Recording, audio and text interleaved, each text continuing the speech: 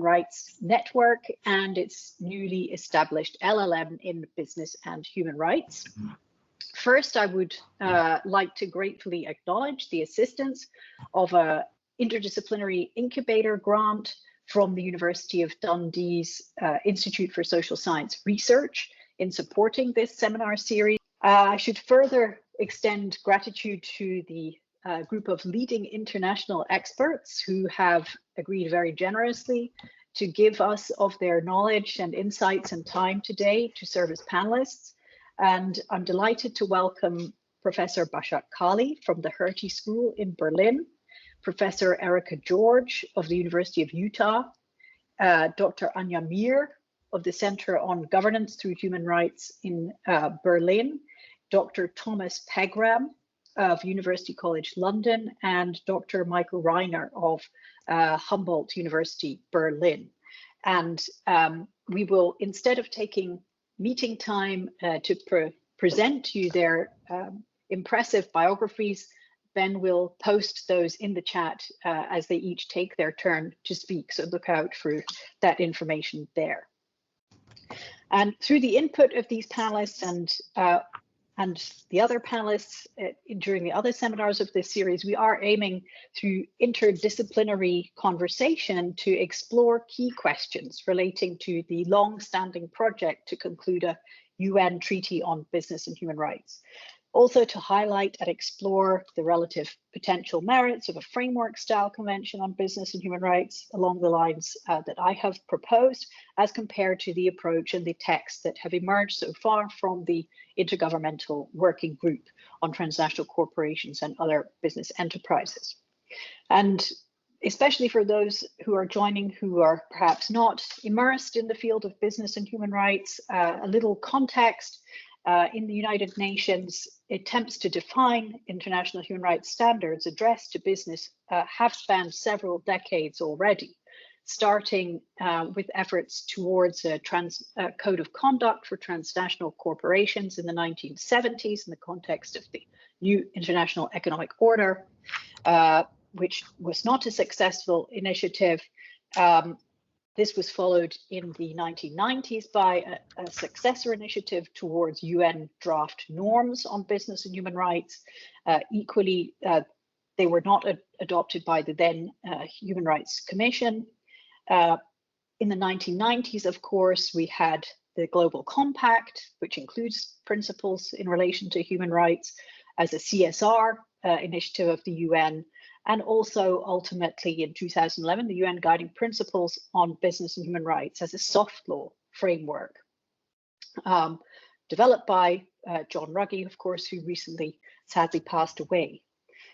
And arguably because, or in spite of their soft law status, the UN Guiding Principles on Business and Human Rights have become very widely referred to by global governance actors, by businesses, by national governments through national action plans, and increasingly also through national legislation on sustainability disclosures and due diligence in some cases. Besides those initiatives advancing the integration, you can say, of the UN Guiding Principles into law and policy, there has been since 2014 a parallel process to develop a business and human rights treaty. But so far, this appears to have struggled to make meaningful process in the sense that significant political, geopolitical actors have remained outside that process, or some of them openly opposed to it. So certainly while the texts that have emerged successively over the years from the Intergovernmental Working Group have got their supporters, and many in this audience will have contributed in different ways to those proposals and the wider scholarship and debate around them. I have, since 2007 actually, but also more recently, proposed, as I said, a framework treaty on business human rights. What would that be? Well, it would still, of course, be a legally binding instrument stating the goals of the parties, the core commitments of the parties, and establishing procedures for further standard setting and establishing institutions for follow-up, but without so much of the detailed prescriptive rules on things like private transnational litigation that the IGWIG texts seek to address. As far as this series goes, we have looked at framework conventions in other contexts in our first seminar. Last week, we examined the Business Human Rights Treaty from the perspective of other legal subdisciplines that interface with business human rights, labor law, trade, investment, and so on. And this week, we will, having had quite a legal conversation last week, return to more bona fide interdisciplinary dialogue to seek to highlight what we know from existing scholarship in relation to questions that include the following. How should a business and human rights framework treaty or other treaty regime be designed to have the greatest impact, preventing and remediating business-related human rights abuses and securing the effective accountability of state and non-state duty bearers? What obstacles to effectiveness of such a regime can be possibly avoided? What insights do we have about the potential and also the likely limits of a UN human rights treaty regime as an engine of improved human rights governance in the corporate sector? And in short, we'll be aiming to consider the institutional design elements and contextual factors which are likely to shape the influence of a business human rights framework, instrument, or other treaty. In seminars 4 to 6 in the series, which will run over the next 3 weeks, we will consider wider governance challenges with which the business human rights problematique interfaces, for instance, health, climate, value chains, governance, and the tech, the emerging threat to human rights from tech sector. In number 5, we will consider how a framework treaty regime could be linked to existing business human rights governance constellation, including supply chain initiatives, sector-based initiatives, disclosure regimes, benchmarking regimes, and so on. And then finally, in our last seminar, we will consider how a treaty process might be advanced in a more productive direction, ultimately to lead to the adoption and ratification by a significant number of states of an instrument. So you will need to register to attend each of the subsequent panels if you wish to participate, as you did for today's session. And further information on those is available on the website, which Ben will post in the chat. So there will be time after the panel presentations for audience questions. And please do post any questions that you have in the chat or raise your hand so that we can call on you to deliver your question orally in person if you prefer that. We will have lightning contributions from each of our panelists, around a 6 to 8 minute length in duration. And I will turn without more at that point to our first panelist, who is Başak. And I'm very much looking forward to hearing from Başak her insights. She's a leading expert on particularly regional regimes of human rights protection, leading scholar in that field, and I think so interesting and useful for us who work in business human rights to have the mirror held up to us by those who are exploring and working around more general institutions of human rights protection, monitoring and enforcement. Thank you, Başak. Thank you very much, Claire, for the invitation and to be part of this conversation. So our brief, as you just heard, was to have these lightning contributions. So they will be quite brief, and I will be happy to pick up on some of the things I might highlight much later on, rather than expand on them significantly. So when Claire contacted me and said, the focus of this discussion is going to be about design and design lessons, this is what I wanted to focus. But there is one particular area that I think I can offer more on questions of design, and this has to do with setting up either standard setting or follow-up or monitoring institutions. So I'm actually going to just speak to those aspects of design, so not the substantive norms and their design effectiveness, but actually the institutional standard setting and follow-up. And the way that I organized this kind of question from my perspective of what I could bring was actually what kind of information we have, what understanding and research we have on the design-performance relationship, in particular in the European, perhaps, human rights system, but also in the United Nations treaty body system. So there's quite a lot of literature on the relationship between design and performance. And of course, there's also variation, I must say that. So we have a lot of insights, but some say that certain designs are better than others. And it was also highlighted there are lots of contextual factors as to why some things may work in some contexts and not for others. But let me turn to some more general lessons to think about, in particular in the context of a framework convention. So I think one of the big insights that we have from regional and UN treaty body systems is the existence of an independent institution, either in the form of a committee or, of course, in the form of a court, which may not be very achievable in the UN context for a lot of constraints. But obviously, the trade-off has been at the UN to have these committees, the committee of experts. And of course, the committee of experts have a lot of very different functions. It ranges from standard setting to monitoring, to follow-up, and also to handle individual complaints procedures. And of course, in the regional systems, we have it a lot more firmer in the sense of a lot of these tasks are actually taken by courts with support of other advisory agencies and functions.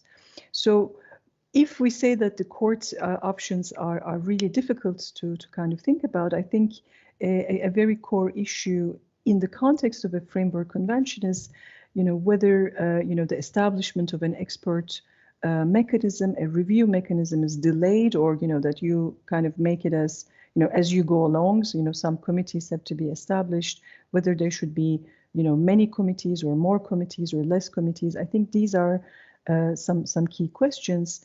And from what we know from the human rights law or from the UN mechanisms is that you definitely need these bodies to be instituted as early as possible, and that they have to have a lot of leverage to be able to determine certain rules or procedure once they're actually established, or that that there won't be huge resistance, for example, as you were highlighting in your proposal, if they are to engage in standard setting, that they wouldn't be kind of facing with a backlash as to what the powers of these expert review bodies are.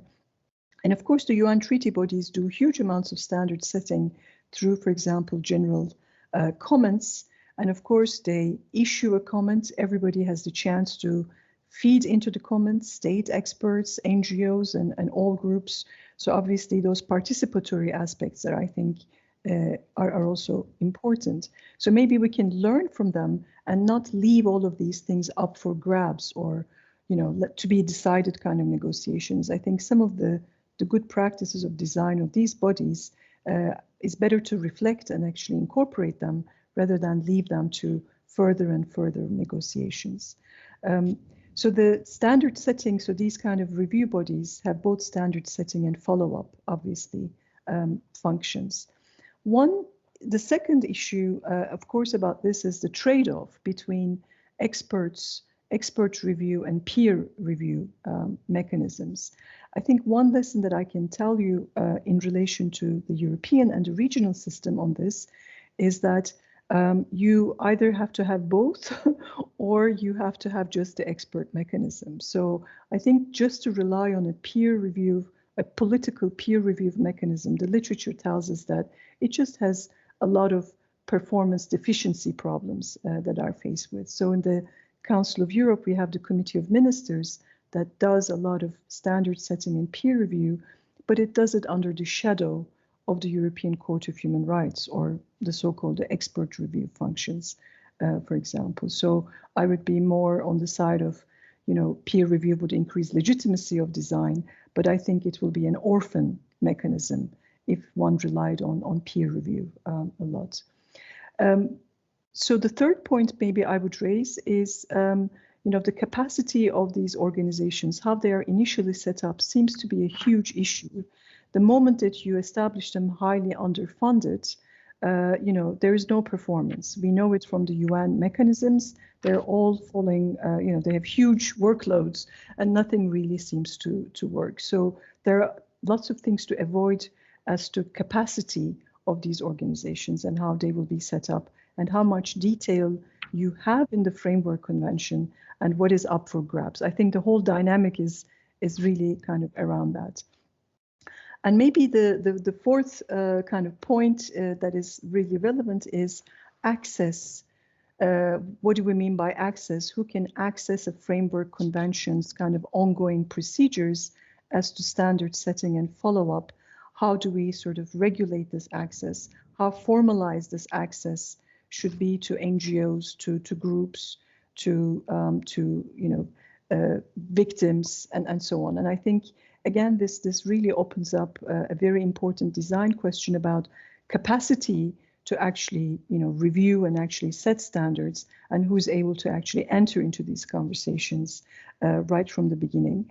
And we have very different models, from super easy access, which is the review mechanism before the European system, before the Council of Europe. Anybody, pretty much any NGO with no affiliation, with no ECOSOC status, with no other status, can actually access the system. And of course, we have much limited access issues. So I think those would be also really quite pertinent. And I think I would favor that, not a lot of these questions are up for very long negotiations in the style of a framework convention, but are actually settled as early as possible, because without standard setting or follow-up mechanisms, I see any treaty in the business and human rights or in any other human rights field just to become orphan treaties that would, not really, they're kind of what we call inshallah treaties. You hope that they will work, but I think a lot of these things can be avoided, and there's much to learn from others. Thank you.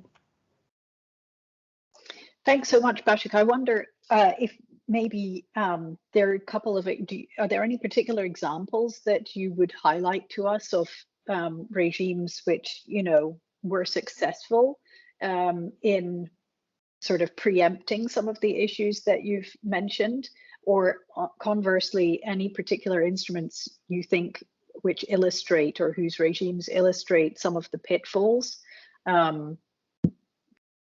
that you've mentioned in terms of being orphans? What would be a couple of the sort of key examples? And of course, now we're celebrating the Refugee Convention's 70th anniversary, right? The Geneva Convention, which is one of the most important conventions. But in that respect, as though even it's very influential, it's a very important convention of the international human rights system, it is an orphan convention in the sense that it has been very challenging to actually cohere interpretation around Refugee Convention, because it doesn't have a review and a standard setting or follow-up mechanism. So it is highly decentralized as to the effects of the Refugee Convention or its interpretation, how it will expand to new situations is being hugely decentralized to the detriment of refugee protections, I would say.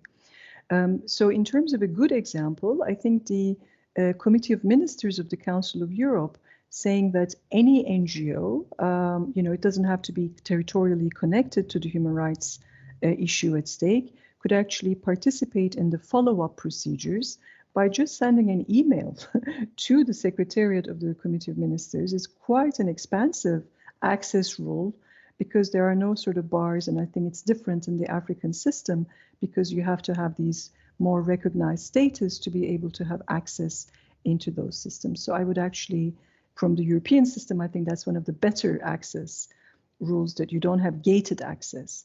And I think in the business and human rights field, unfiltered or non-gated access of people bringing in both information, but also, various concerns would actually be, for example, highly significant, given the reasons you raised, Claire, about why you need a framework convention, because there's too many issues that can't be uniformly perhaps resolved because there are too many cross areas. So maybe that's something very pertinent on who accesses these institutions.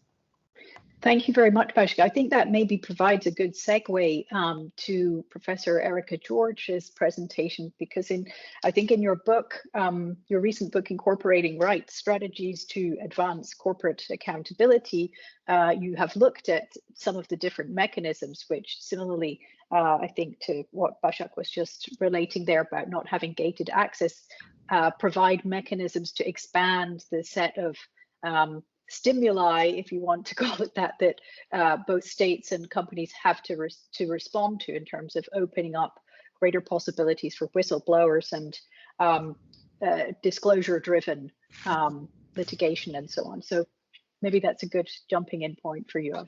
Thank you very much. Thank you, Claire, for having me, and to Ben for coordinating this. And Başak, to your remarks, because really I think access is the core of things. I've approached it differently, but in the end, really, it's about access. I think what's been significant and where we've seen successes, even in the environment of soft law and the UN guiding principles, is having access to increasingly accurate information. That is where corporate accountability advances. And that information, more often than not, comes from precisely the kinds of people who don't have access under usual ways of entering into the UN system, needing ECOSOC status. So that's an extraordinary and I think important addition to how Claire may rework her framework. But I wanted to start with three main observations from the starting point that information is going to be what drives and advances progress in this space. I've read Claire's framework convention. I've also read, as many of you here, I guess we're draft 3 now, of the Governmental Working Groups Convention. And I appreciate the appeal and elegance of a framework way of structuring this work, primarily because I'm also reading this against the background of the history of what hasn't worked in the past. And as I look at draft 3, it looks a lot like the draft norms. I'm speaking to you from the United States, which is famous for not ratifying any kind of convention. So something that is framework might be more approachable for certain governments that frankly are home incorporation country for many of the companies that are engaged in the activities we'd like to see improved around the globe. In her preamble, Claire states that the point of this is desiring clarity to facilitate effective implementation of the obligations of states regarding business-related human rights and responsibilities.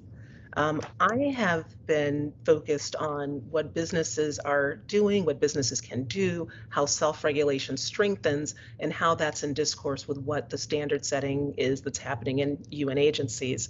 And quite frankly, states are strapped. I know at least in the US Labor Department, we don't even have enough people in labor departments to look at farms in California for farm labor violations. Those with capacity and information are the farm workers on farms.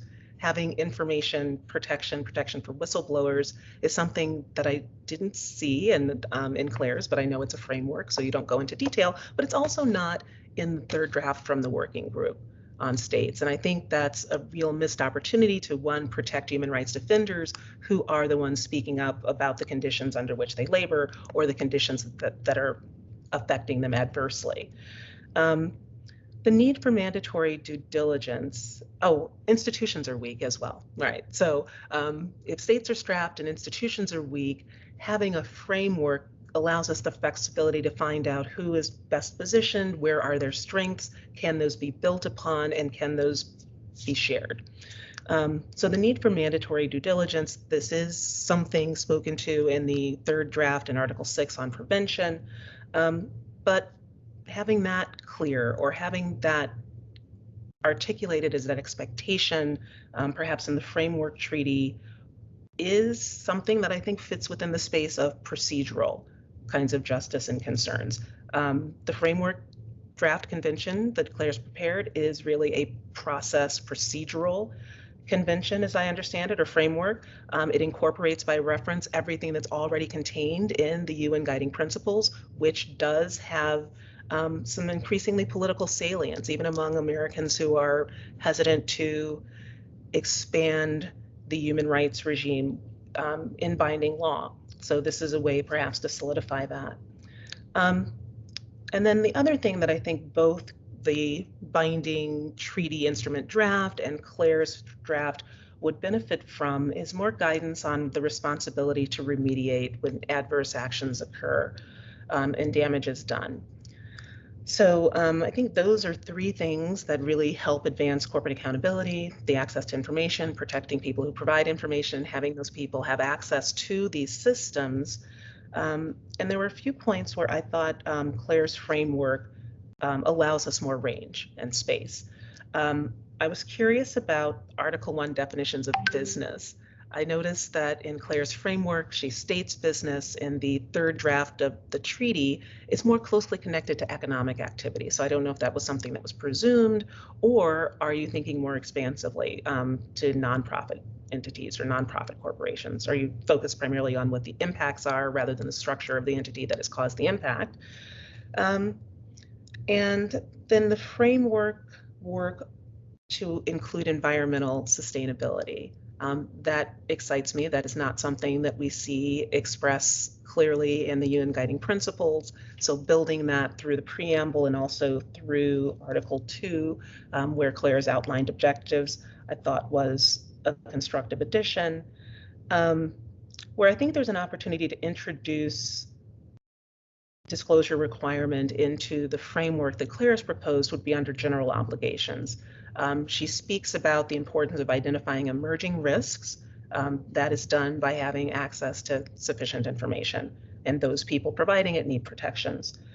Finally, just to speak to the structure and maybe to connect back to what Başak has spoken about, Claire envisions a secretariat, again, of state parties, and I wonder if there's opportunity there perhaps to delineate what that conference of parties and secretariat needs to look like in terms of the range to balance the stakes and stakeholders of the kinds of states that would be participating. You've also allowed for regional organizations, again, not specified by regional economic organizations, which I imagine you may mean, or perhaps you're thinking more broadly, to be a part of that and what that would look like. I'd like to see a strong and vibrant secretariat. It'd be important to have the people, the states with roles in it rotating. I think for some of the reasons that Başak has outlined, the politically driven ways that work of a state party secretariat would likely lead to, suggests to me that this instrument would be enhanced by having precisely the kind of expert committee that Başak has suggested. So with respect to the framework approach versus the treaty approach, the pragmatist in me, I guess in reference to John Ruggie, the radical pragmatist, thinks that potentially the better course for us may be to advance a framework approach to moving these issues forward. The framework convention that's probably uppermost in most of our minds is the Climate Framework Convention. Surely we've not gone far enough, fast enough on that, but you're at least getting some of the most influential actors being part of it. And if we had something that was more delineated, more detailed, I don't think that we'd have that. I think it just would be a much more difficult sale to political actors we frankly need on board. So. That's great. Thank you so much, Professor George. And, you know, I have said in previous seminars, I'm not by any means hoping, you know, to put, everyone should put rosy colored lenses in their spectacles when talking or thinking about the framework convention during these seminars. Certainly, I want to hear from everybody, you know, critique as well as maybe some areas where it might have merit. So I really appreciate the detail in which you've gone into there in you know, comparing the framework text with the IGWIG text, if I may call it that. I wonder, because whistleblower protection is not an area, for you know, where I have particular expertise myself.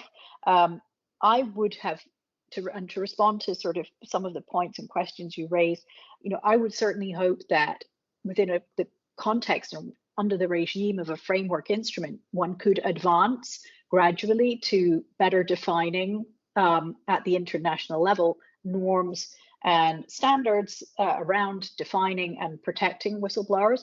I wonder, what you think about that. Do you think the moment is ripe now?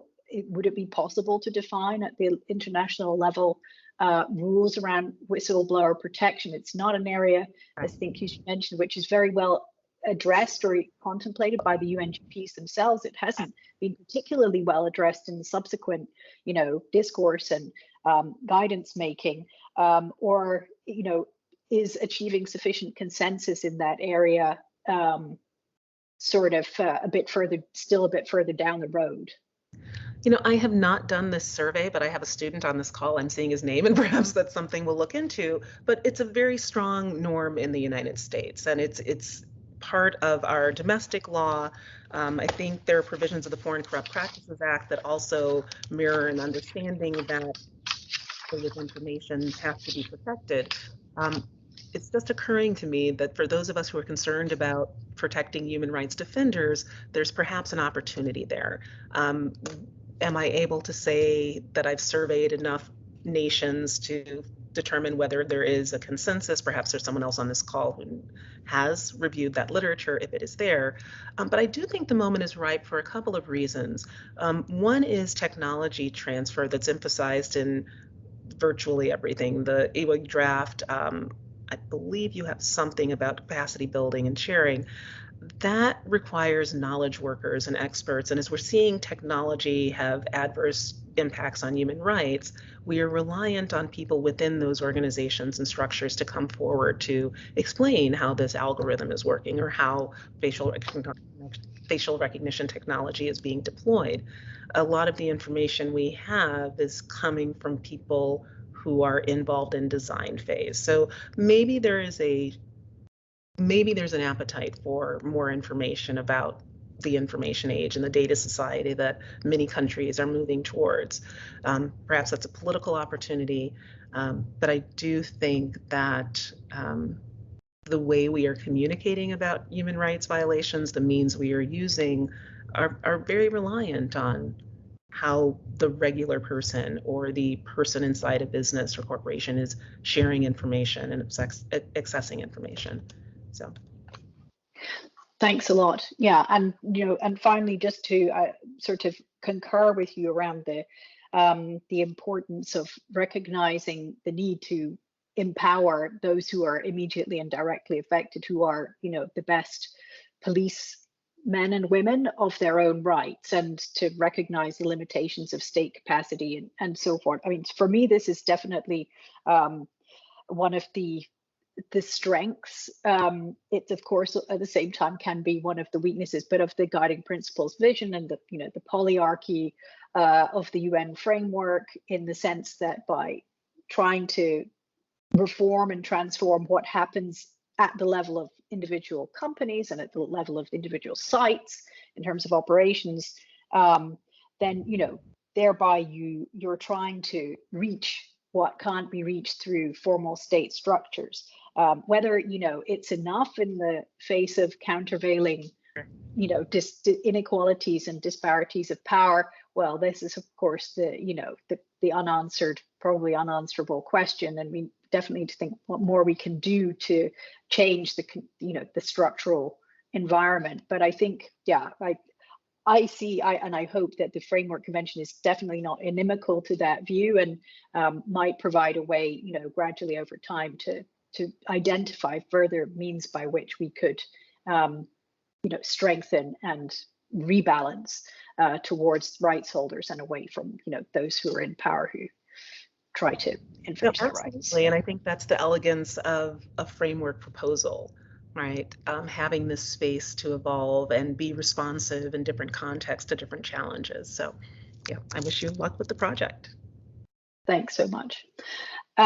Next, I would like to turn to Thomas Pegram. And when I was listening to Başak, I was hoping for some rapport, and expecting there might be some rapport between Tom and Başak's perspective, certainly in terms of institutional design and the relationship between design and performance. I know this has been one concern close to Tom's heart, and something that he has certainly addressed in his scholarship around national human rights institutions, amongst others. So Tom, over to you, and very much looking forward to your remarks. Thank you.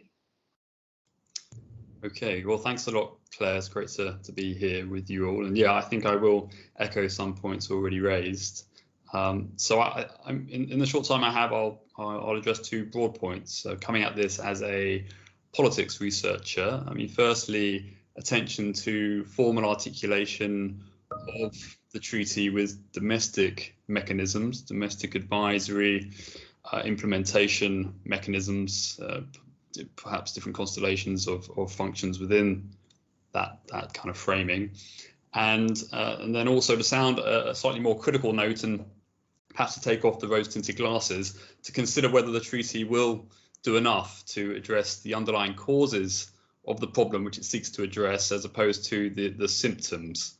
So on the first point, I guess as sort of the, from a more sort of pragmatist perspective, there may be no need to reinvent the wheel, that we can work with some of the human rights domestic apparatus that's already in place. As Claire mentioned, my own area of expertise for some time has been national human rights institutions, and there's a lot of scholarship on that. There's a lot of practice in that space that we might draw insights from. I think pertinent to this conversation is the potential for some kind of prescriptive design guidance on what a domestic implementation mechanism under this treaty might look like. So if we were looking at NHRIs, obviously we're concerned about questions of independence, questions of mandate, questions of powers, whether that is, say, a more sort of police watchdog function, accountability function, whether that's more of a deliberative, consultative, advisory function. And there is precedent, of course, here in the Paris Principles, the 1991 Paris Principles, and perhaps rather sort of, I think, something which is particularly distinctive about the Paris Principles is the fact that they have been referenced in hard law, hard human rights law, when in fact they are themselves, they only have a soft law status themselves. So in a sense, they've been retroactively hardened in international law. So we see them included in the optional protocol to the Convention Against Torture and the Convention for the Rights of Persons with Disabilities as essentially a prescriptive guideline to state parties as to how they should design the domestic mechanism, which they are obliged to establish under those two instruments. So in a sense, those two instruments are themselves rather bold efforts to transgress state sovereignty claims.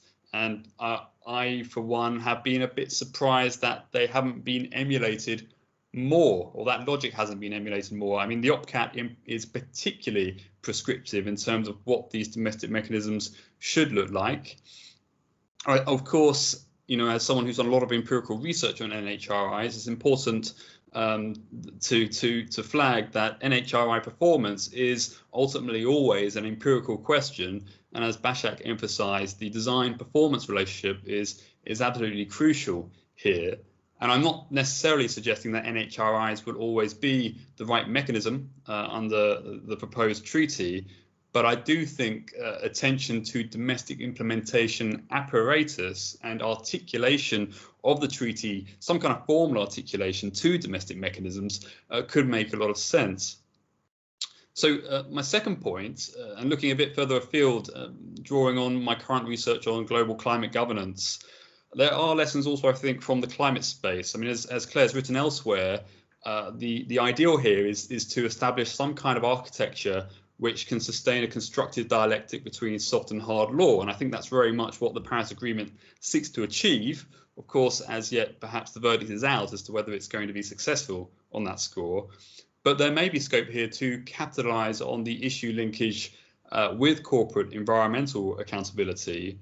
And my current research is focusing on the role of independent climate advisory bodies, which I guess would be the kind of NHRI analog, bodies such as the Climate Change Committee here in the UK, which has been making waves recently, holding the government's feet to the fire over its climate commitments.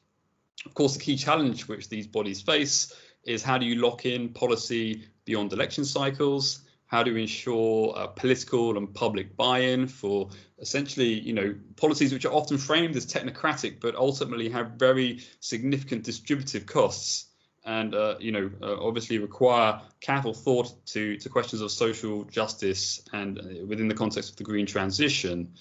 And I think some of those considerations also apply, of course, to the human rights and business space. So, to strike the more critical note, perhaps the pragmatist position does not take the underlying pragmata quite seriously enough in terms of fulfillment of rights, and if we're sort of straying into environments, obviously protection of the environment and the biosphere. And so I suppose to strike a more critical note is to ask whether we can be a bit more radical here in our proposals. And what we observe in the climate space that often the obstructionists to more progressive climate action are one and the same as those actors who may be engaged in human rights violations or complicit in human rights violations. And I would also, echoing Erika, reference the work of the UN Special Rapporteur for Human Rights Defenders, and particularly the work on environmental human rights defenders. And I know that their team are currently undertaking a research project on the nexus between human rights defender persecution and corruption. And I would just flag the importance of being sensitive to the political ecosystem, particularly where systemic corruption is in play. Corruption that's often incentivized by macro and micro market structures and ideological drivers. And perhaps this is the perennial and most daunting challenge that faces the treaty, a treaty which is likely to remain somewhat peripheral to where the real action is when it comes to sort of market forces within the international political arena, namely the World Trade Organization, the World Bank, the IMF. I mean, as Philip Alston said in 2015, the World Bank is a human rights free zone. And that got a lot of headlines at the time, but I'm not that sure much has changed at the World Bank headquarters. So I think that's also a key challenge, is how do we penetrate into those spaces in terms of protection of human rights within a business context. And yeah, I'll leave it there. Great, thank you, Tom. Good and profound questions. I think we'd definitely like to hear from anyone on the panel or who's listening about proposals they might have for how we can be more radical. That's definitely something I'd want to listen to in the context of the framework proposal, as well as generally.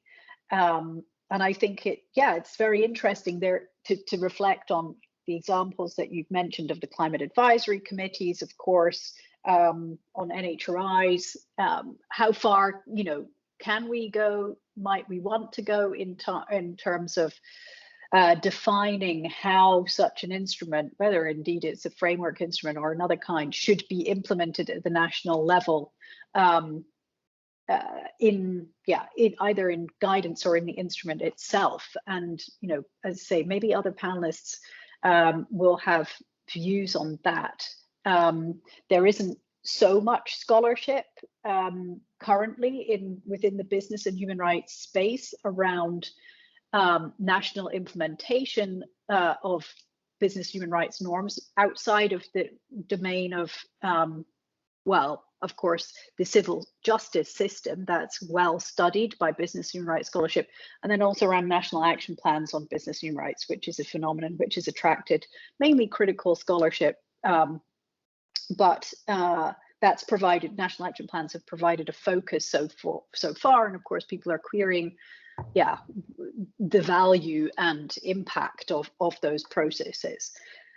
So in the framework text, I do signal by referring to national action plans the possibility, I would hope, of articulating the progress that has been made, and there has been quite an accelerated trend of developing and adopting national action plans across world regions, articulating those processes with the international level of monitoring, oversight, and production of guidance. Again, sort of with in mind some of the considerations that Erika has flagged around needing to empower those on the periphery. And to my mind, if you have ongoing national implementation processes which are identifiable, you've just multiplied the sites at which people who are affected can, advocate for themselves.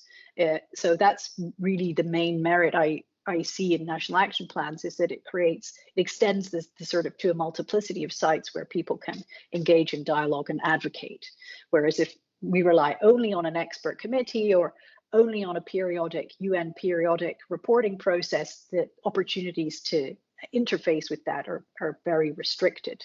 Of course, you don't need national action plans necessarily to have processes at the national level or opportunities at national level for people to advocate as regards to business human rights norms, how to be interpreted and applied in their own national context, but it does help, I think.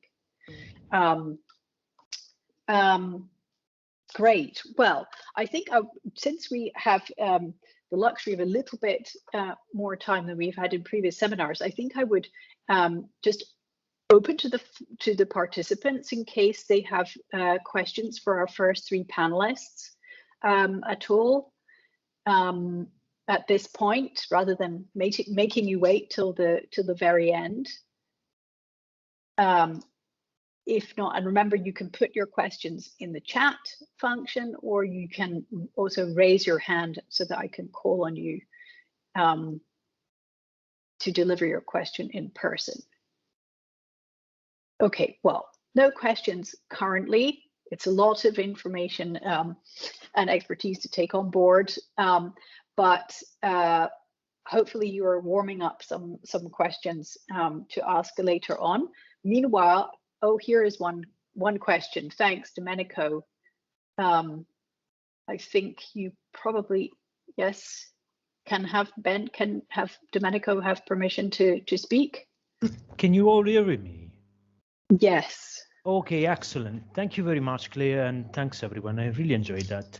I wanted to ask to Professor Çalı, how much can we learn from the European Convention of Human Rights and the whole machinery in terms of looking at how the mechanisms that are empowered to oversee the implementation and the enforcement to the convention have evolved over time, right? We had a commissions, and then that used to operate as a filter, and then a court, and now we have a court, and more recently there have been amendments that allow, in terms of admissibility criteria for the complaint mechanism. So it evolved over time. And maybe what kind of lesson can we learn in that respect? Because when new mechanisms are set up at an international level, they may not be perfect at the outset, but they might evolve in 30 or 40 years if they are successful.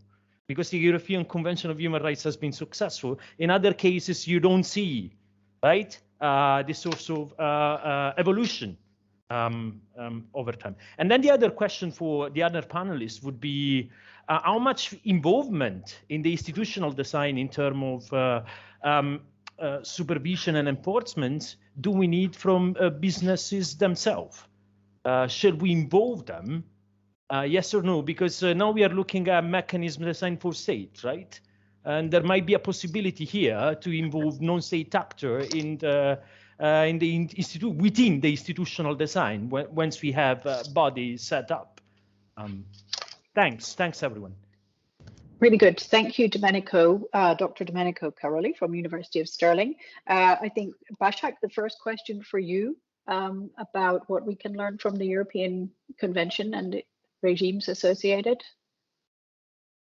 Thank you very much, Domenico. I mean, I think you're absolutely right. Whatever the design, if it takes off, if you have enough ratifications and the treaty, of course, it will evolve. And it's not just the European system, all other systems have evolved. The same is with the inter-American system and also with the UN Human Rights Treaty body system. So I think the evolution is not just a European story. Of course, once you set up institutions, they will evolve, they will respond, and so on. But the question is, maybe, there's another way of thinking. First, you have to set up an institution, and in the case of the European system, we've set up a court. And we have actually given a lot of interpretive powers to that, right? So this is kind of the design aspect, and of course, by kind of interjecting this institution, a judicial body, into human rights protections, we have opened up to uncertainty, but also possible evolution and also backlash. So, this court has done all of these things. It had successes, it has backlash and things, but that's the question of institutional design. And maybe it's something that speaks for setting up these independent organs with highly precise interpretive powers. Because at the end of the day, all human rights courts are interpreting highly vague instruments, highly generalized rights in very different contexts. So when we say business and human rights field is complex, I mean, we can also say, well, all human rights fields are very complex. I mean, so especially if you have a very general document. So I don't know if the lesson learned from the European system, maybe we should look at this sort of, what is, whether we should really go for an institution with very clear interpretive powers, with high amounts of access, which we talked about in particular to individuals and NGOs. And I think those are the questions we come back to. And I appreciate, Tom's points earlier to say, well, we should give guidance, these designs should give guidance to domestic organs as to how they would, actually legalize and implement these expectations. But maybe one lesson that we learned from the European system is that it is through the individual complaints that we figured out what human rights were in Europe in the first place. We didn't know what they were, but we understand them through the individual stories. So maybe that's a big lesson for the business context. Thank you. Thanks so much. And then I think I'll come back to both Erika and Tom on the second question about how to involve business in supervision and enforcement. The principle of multi-stakeholderism and polyarchy as a sort of regulatory ethos would, amongst other things, militate in seeking to involve businesses as the targets of regulation. But of course, there can be many drawbacks associated with this. How should we square the circle there? Erika, would you like to go first? Sure. Thank you for the question, Professor Çalı. I initially listening to you was quite resistant because I am coming from a context where business has more than enough influence in our government to basically drive the policy choices that are most advantageous to them. That said, you raise an excellent point, and we have seen models like the ILO where there are tripartite systems, and it does frankly make sense, though we need to figure out how to correct for the power asymmetry and imbalance to have employers, workers, or rights holders and governments involved. I guess that's the skeptic in me that's just not particularly persuaded that government is always acting in the best interest of non-commercial actors, but that's probably a unique wrinkle of the system that I'm coming from. But I also am not seeing that in the design of the draft treaty. So this is a really interesting point. I don't know if others are following what's been the discussion more closely around draft 0, 1, 2, 3, but I don't think there has been emphasis on beyond state parties who needs to be present or involved in the construction of this. But I cede to others who know more. Tom, thoughts? Thanks, Tom. Yeah, it's a very good question. I can only speak in general terms to it, really, and maybe draw on some comparative insight. I mean, some of Yeah, I mean, some human rights treaties do formally include certain organizational bodies, but I think the key issue here, of course, is conflict of interest. I mean, the CRPD does formally integrate disability rights organizations within its framework and within the domestic implementation apparatus as well, which is interesting. But obviously that makes probably a lot more sense than incorporating, say, business interests into those internal decision-making processes. When it comes to NHRIs, there's been a lot of ink spilt on what independence means. Can we second government officials to the NHRI? And I think the general consensus is that an NHRI is not independent if government representatives have voting rights on the body. But of course, one could probably move the yardstick, to a firmer position, or perhaps a softer position when it comes to what that actually means in practice in terms of ensuring that there are not conflicts of interest and ensuring that the NHRI is actually pursuing action on behalf of the intended beneficiaries, which of course are those at risk of human rights violations or victims of human rights violations. So I guess ultimately, in a way, the question is, what do you want to achieve? If we want to replicate the CSR agenda, the guiding principles, the global compact, stakeholderism is the way to go, perhaps. But as Erika pointed out, we need to be very sensitive to the power equity in these arrangements. And ultimately, when we look at business practice, do they walk the walk? Does the fiduciary duty override all other considerations in the final analysis? And as an empiricist, frankly, the empirical record on the impact of the global compact on human rights protections, I think, is still very thin, very hard to draw conclusions as to whether those mechanisms have actually had their intended beneficial effect. So just a few thoughts there. Thank you. Great. And I see we have another question, which I'll come to in just a second. But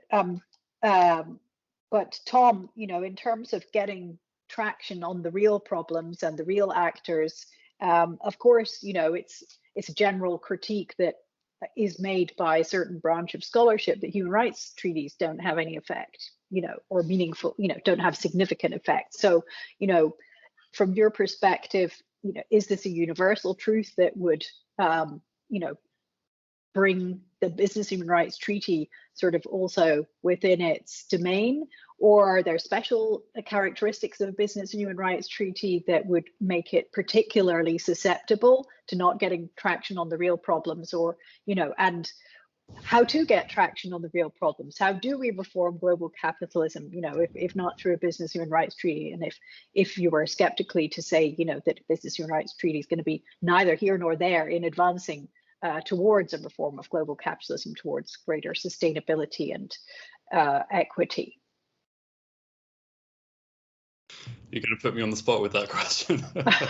You can come back to it if you want. Right. But yeah. No. I wouldn't want to throw the baby out with the bathwater. And I've spent many years researching human rights legal instruments and implementation effects, and working with colleagues on the question of mobilization in context. And I think context is always vital. And obviously, none of those instruments are going to ever have their intended effect in isolation. We have to understand the interdependencies, the interrelationships between legal instruments and sort of public mobilization mechanisms, to elite agenda setting, to litigation strategies by highly expert groups within country. It's going to also be contingent on the kinds of regimes, the kinds of relationships between state structures and business interests, which varies a lot across different countries. It's going to be very, very different operating in, say, where in Denmark or the Nordic countries, as opposed to a context where there's very little political history of representational democracy. So I think it's a highly, highly complex arena, and we're groping towards answers. And I think these kinds of conversations are incredibly valuable in that respect. But ultimately, it's in terms of getting real traction on the underlying problem. The real question is where does power reside in the kind of the business human rights ecosystem, and how can you actually really, I suppose, how can you direct powerful actors to the ends that you're seeking to achieve? And that's a question for sociologists, psychologists, political scientists, and lawyers. Well, and a super. Yeah. Yeah, thank you. And a super place, I think, to come to Professor Larry Kattebacher. I'm sure we'll have some useful insights for us on those very points. Larry, are you able to unmute yourself?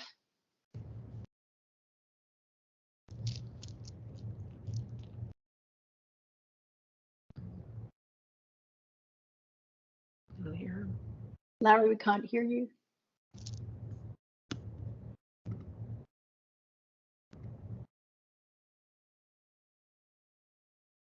Larry, you should be able to unmute yourself at this point. We can't actually do the final step. If he hasn't stepped away. Larry, send us a sign if you're there. If not, I will. I see there are two other questions in the. Here we go. Oh, there he is. He can't unmute himself. Perhaps try. Perhaps try signing out and in of Teams, Larry, as a last resort. Yeah. Okay. Well, in this case, in the interest of time and yeah, in the hope that we will hear from Larry later and also from the two questioners who have also raised their hands, I will now pass the word to Dr. Anja Mihr, who is, besides the role that I mentioned, also an associate professor at the OSCE Academy in Bishkek in Kyrgyzstan, and I think she is speaking with us from there currently. Anja, can you join us now? Yes. Oh, Larry. I think I've been unmuted. Oh, you have, just at the wrong moment. Oh, but that's all right. I will remain quiet and observant. Thank you. And we will hear from Anja now, and after I come back to you, Larry. Oh, no. Anja, are you able to unmute yourself? No. In the top right corner. I think we might advise the same approach, Anja. If you want to just join, leave and come back, hopefully that should work. And perhaps, Claire, you can take Larry's question in the interim. Yes, okay. Larry, concisely, so if I could beg you just to be concise so that we don't squeeze the last two presenters, but please go ahead. Right, I can do it very quickly. For Erika, I love the comment, the norms are back, and I kept getting Star Wars pictures. If in fact that's right, and I believe that you are right, this is a long-term 20-year revenge project. If I can be really provocative, a long-term revenge project. The norms never went away, and the need for its ultimate victory has never really disappeared. If that's the case, isn't it time to also re-engage in John Ruggie's criticism of the norms that effectively jump-started his project? We're back where we were effectively, not in 2011 or 2014, but we're back in 2003 to 2005. And that is something that we haven't done yet. So that's the question. And indeed, if that's the question, then aren't we really just looking for a more desperate and longer term set of failures to the benefit of business and other people who profit from this kind of destructive engagement among business and human rights progressive forces? So that's the most provocative and short version of the question. And then for my question, and I typed it to you, is all this institution building is interesting, but we've seen this both with national human rights institutions, with the European Court, with the Norwegian Sovereign Wealth Fund. If you've got a global system that is grounded effectively in the development of global human rights torts on the one hand, and global administrative law, that is to change the administrative operations, the compliance of businesses in virtually every aspect of every decision they make, then you've got a capacity issue that can't be centralized effectively. And if that's the case, do we have to, or is there a space for reliance on, or the transmutation of European notions of margins of appreciation on the one hand, for its jurisprudence, which we're not going to like when margins of appreciation include Chinese versions of human rights? And does this also necessarily mean a devolution of authority down? And you mentioned this, but down more formally, either through to national juridical organs or a new global system of juridical or quasi-juridical apparatus. So those are the two questions briefly. Thank you. And if it's all right with everyone, I will ask panelists to hold over responses to those for the moment, just so that we can move, because I see Anja is back and she has unmuted herself. So I'll give the word to you now, Anja, before anything else can go wrong. Thank you. I hope you can understand me. Yeah, so what's left from all that has already been said, and I want to play a little bit more of a provocative role here. I'm asking myself, what is the added value of yet this framework convention on human rights in business if we have the guiding principles on the one side and all the other sort of incentives that have already been put on paper over the past decades? Really the added value, particularly in times where statehood is eroding. I want to be more provocative now and say there might be soon no state, except for in Europe, strong state authorities left who could safeguard the norms that are written down in this framework convention, because these framework convention, like all other framework convention and conventions and treaties, they need a strong state body, a non-corrupt state authority body, let's say. But maybe also because I'm based here in Central Asia and in Eurasia, the largest continent on the planet, where 20–30% of the business sector or of the economy, for such a matter, is informal. We see the same in Africa. Up to 50% of people earn their income in the informal sector, service sector. There's business behind it, obviously. The small continent where really sort of the lowest level of corruption and informal sectors is in Europe. So, and we often speak when we talk about these international treaties, yet also framework conventions, we assume that there is a duty bearer, even so we talk about the multi-stakeholder and all these other approaches, obviously, but there's still the state there that could safeguard it, that could take this convention, implement it, pressure business, control business, hold business accountable, which is de facto no longer the case for most of the planet. So this is my start, and my points that I sent to you is on localization. That's the field that I'm working on, and this is why I'm also moved here to Central Asia to better understand how localization works, where basically the state has no longer control or a word to say. So therefore, the question is, who can hold business accountable, and who is, responsible when there is human rights violations?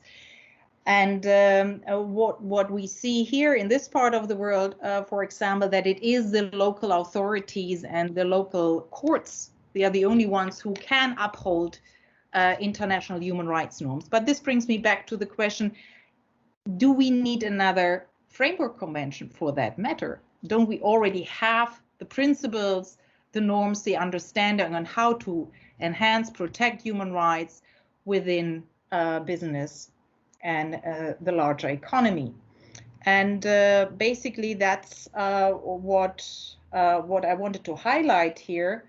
And since you were asking me also in the correspondence about this accountability and responsibility, I want to, I was thinking about what would be a case that everybody can easily connect to. And sometimes I think we have actually since the 40s, we have gone backwards instead of forwards, because when you in your outline also raised the question, what if business is actually involved in gross human rights violations, such as genocide, and as we see now in Western China? Many companies are involved or responsible for building concentration camps in China, etc., and how to hold them accountable. And here comes again Also, European business is highly involved in these matters and gross human rights violation. And we have the experience from the Nuremberg tribunals holding IG Farben at that time accountable, the German company who provided the materials for the mass atrocities. So it was possible in the past, and it was a tribunal at that time. But these sort of, let's say, these guiding principles that exist, and the international customary law that exists, that allows every court, tribunal for that matter, to implement and to implement basically human rights, it's not new. So, and this is something that people here in this part of the world discuss. They already discuss on how to hold not only Chinese companies, but also international, transnational companies accountable once there will be trials on the matters that we see here in the region that also qualify as genocide. So, though I come back to actually my question here, what is the added value of this framework convention? Rather than again outlining, of course, the different stakeholders, the importance, the interactions, and obviously the private actors and their role. But I couldn't really find it so far. So it's rather a question also to the audience than actually in implementation, because everything else has already been mentioned by the panelists about the mechanisms that there are, the best practice, the advisory councils, even the treaty bodies, and of course they can do their share. I'm not denying that. But in these times, again, with a very high informal sector of business, and yet transnational companies who are involved in human rights violation all around the globe, do these treaties really do their jobs? So I just leave it there. Thank you, Anja. A sort of resoundingly strong critique of many of the assumptions, but I think that's very healthy. It's always important to revisit your assumptions while engaged in human rights advocacy of, I think in almost any sphere. So I think that's very useful, and thank you so much for bringing perspectives, beyond the Eurosphere to the discussion as well. I think in terms of the added value of a framework convention, or indeed any business and human rights instrument, what brought me to business and human rights initially was the normative silence on the extension of human rights, in and against the market sphere, as applicable to and against market actors, when, we know both directly and indirectly the market and the operation of market actors is responsible for so much that happens also in the state sphere. So for me, the normative silence is deafening at the international level. It is a lacuna which needs to be addressed. And I think, what's happened in the last 30, 40 years hasn't, despite the success, you can say, of the guiding principles and consolidation around ideas of sustainable development, I think the case has just only got stronger for that. And I see there as a potential value in terms of the more specific norms that a general high level, even if it's a recapitulation of the extension of human rights norms in and against the private sector, I think that can give rise to more detailed norm making, as we've already seen in terms of corporate due diligence laws at the national level, conflict minerals legislation. Of course, these are largely, confined to the global north for the moment, but but not exclusively. And I definitely take on board your point about informality, which I think in business human rights, discourse and scholarship is inadequately recognized as a limiting factor and constraint, and also, of course, a reality.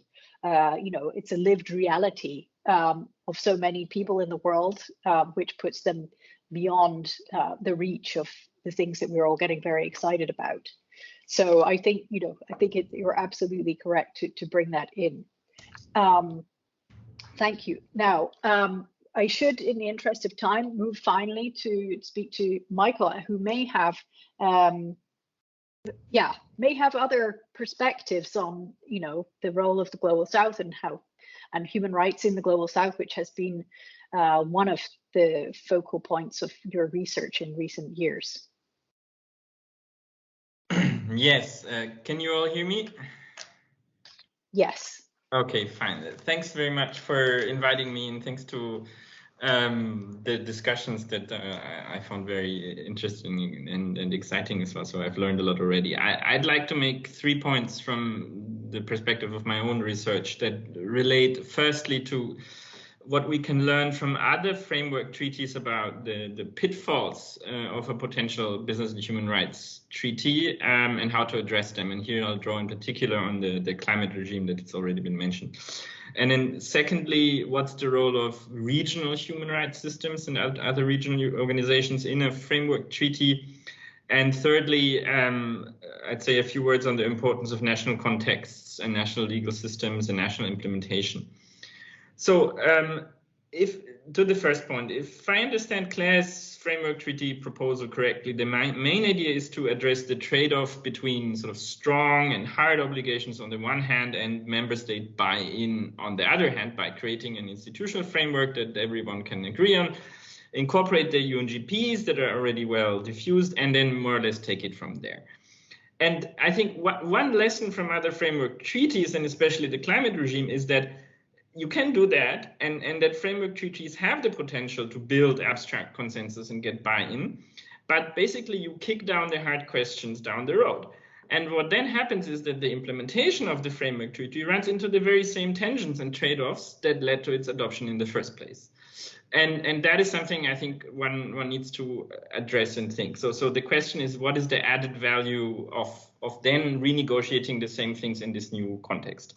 You can see this problem in the climate change sort of framework where the UNFCCC first led the Kyoto Protocol with hard obligations and low buy-in. Now you have the Paris Agreement with very high, almost universal buy-in, but practically sort of no emissions caps. So you have nationally determined contributions. So states basically self-differentiate their obligations. And the Paris Agreement, again, has many characteristics of a framework treaty. So you end up with an infinite regress to some extent. You have one framework treaty of the other if you keep avoiding this question. So the point is really, so what institutional design would have an added value over the existing lawmaking and compliance and negotiation mechanisms? And there we can talk to some extent, as we've done before, about sort of the universal human rights system, questions of access, questions of sort of lawmaking powers. But we can also think a bit more outside the box and beyond the universal human rights system.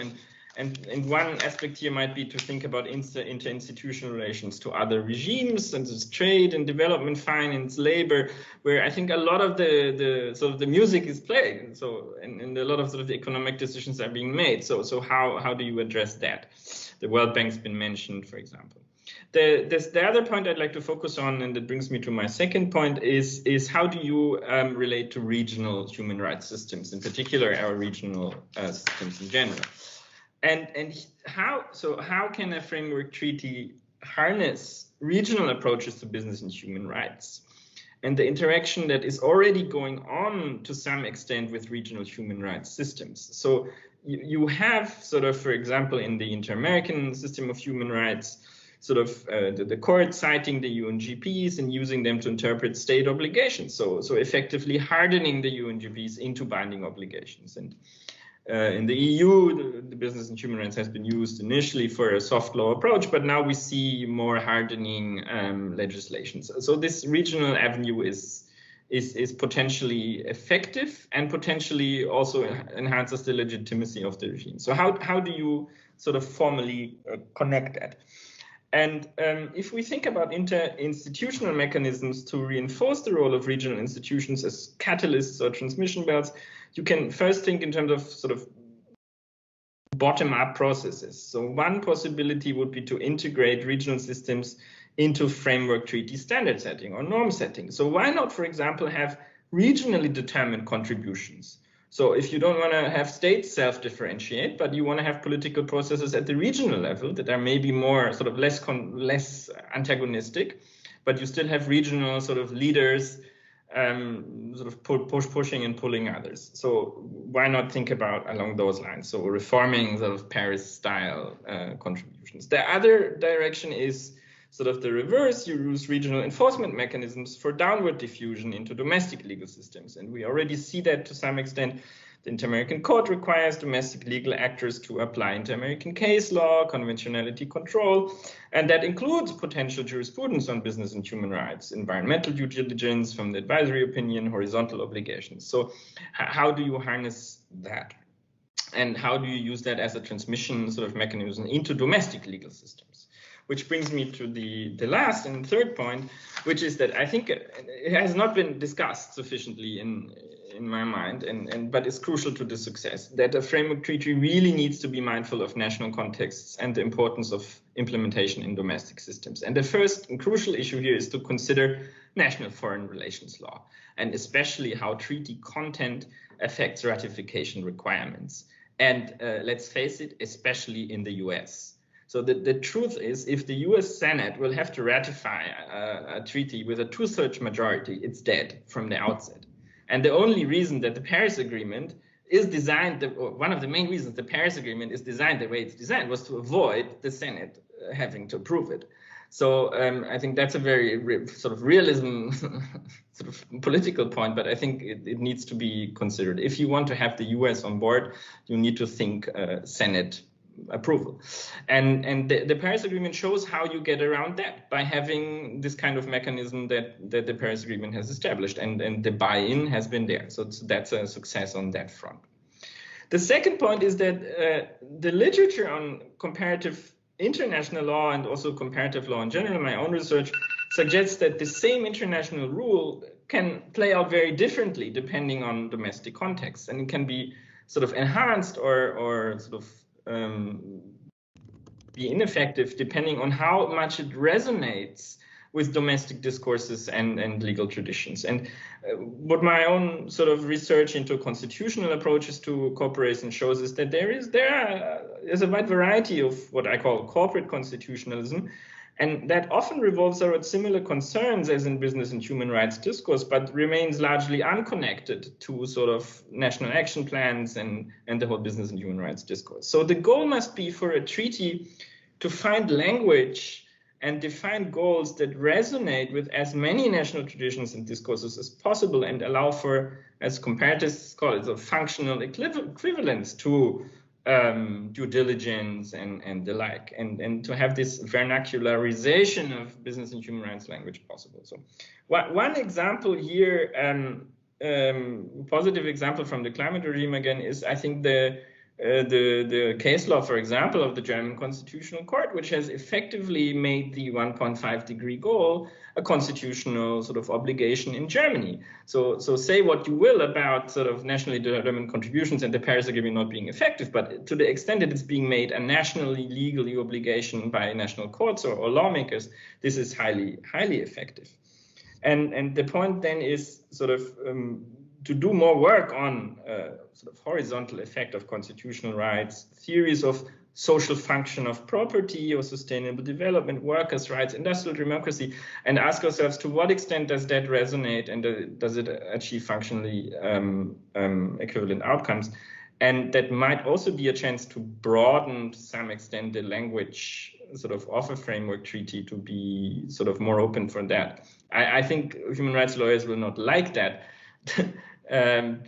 Often don't like that, but to me, business human rights also has a sort of this effect of narrowing debate, sometimes too much to be effective in domestic legal systems.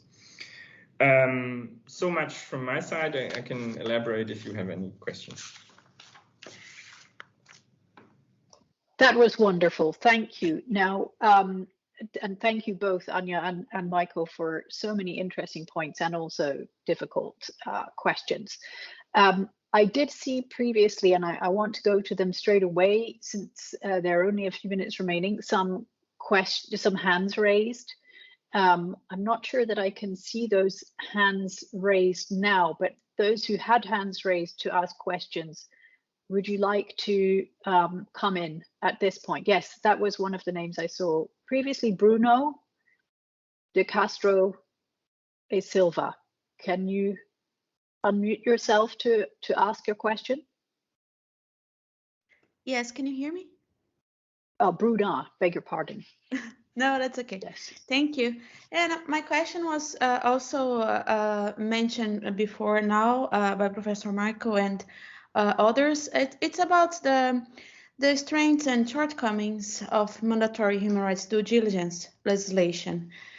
In your opinion, how do you think these initiatives help or how these initiatives address the issues raised here today?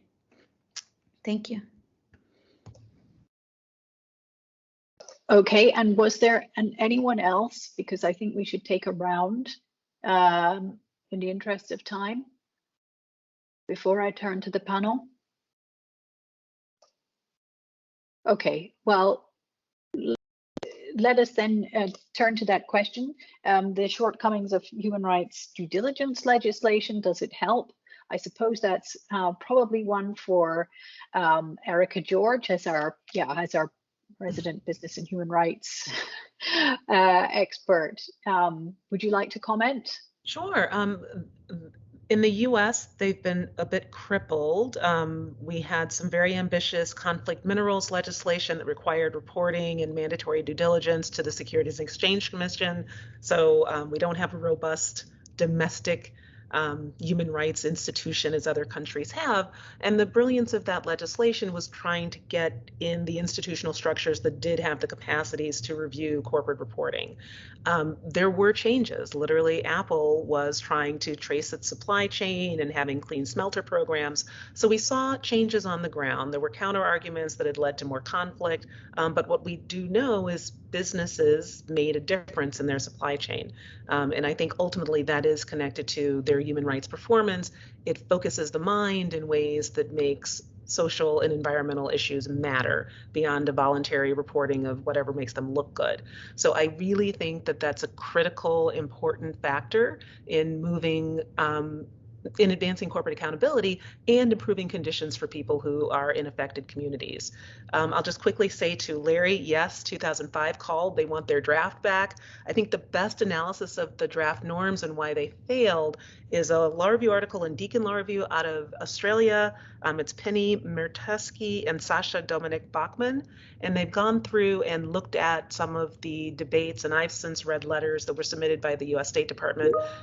There's commitment to killing anything like this that goes far back. So I really appreciated Michael's points on the realities of the politics of making something happen, and I do think it'll be domestic legislation in stronger states that ultimately create the norms that will make some change. So I think it's more bottom up, and having this top down conversation is helping to get courts and other entities incorporating the language of rights, which is a big and important change for them. Well, I think that's a good point to stop. Stop the discussion at time. And I just hope you all join me virtually in a heartfelt appreciation of the panelists' contributions today. Thank you all, and thanks, of course, to those of you for joining who asked questions. Next week's seminar will include Professor Lorna McGregor from the University of Essex, Professor Maurice Altman from the Dundee University Business School, Dr. Axel Marx from KU Leuven, Dr. Gail Raj Reichert from WZB in Berlin, and Professor Bridget Teubes from the University of Groningen in the Netherlands, when we will look at governance challenges in an era of transition and the contribution of a business and human rights instrument, framework, or otherwise to addressing some of the challenges associated with the transition era.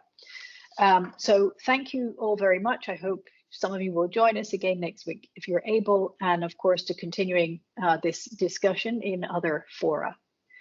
Thank you and have a great rest of your week.